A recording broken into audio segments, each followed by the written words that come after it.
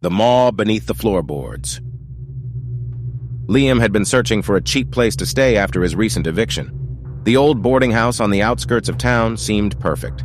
Just $200 for a month, no questions asked. The landlord, a gaunt man with a nervous twitch, handed him the key. "Stay in your room at night," he muttered, "and never, never pull up the floorboards." Liam scoffed but nodded. The room was small, dusty, and reeked of mildew. The wooden floor creaked beneath his boots, uneven and warped in places. As he settled in, he noticed something strange. Scratches along the floorboards, deep grooves like something had been clawing at them from below. That night, as he lay in bed, he heard it. Scraping. A slow, deliberate sound coming from beneath the floor. Liam held his breath. Probably rats. But then came the whisper, low and distorted, curling into his ear like a breath from the grave. "Let us taste you." His body went rigid. The sound of nails against wood grew more frantic. He bolted upright, eyes darting to the floor, the warped board. They were shifting, rising. Something underneath was pushing up.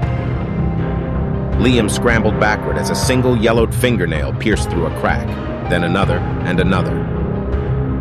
His breath hitched as he watched a hand, too long, too thin, force its way up, fingers writhing like pale worms. The skin was stretched too tight, bones unnaturally sharp beneath the flesh. Then came the second hand. Then the face. A maw, wide, bottomless, filled with blackened teeth too numerous to count, grinned at him through the widening gap. Hungry, so hungry. Liam lunged for the door, yanking at the handle. Locked. He pounded on it, screaming. The boards beneath him groaned and splintered. A wet, gurgling laugh echoed as skeletal hands grabbed his ankles. He fell. The last thing he felt was the floor swallowing him whole.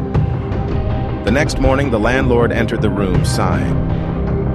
The floor was intact, not a single board out of place. Another tenant lost. Another meal fed. He shook his head, locked the door, and put up a room for rent sign.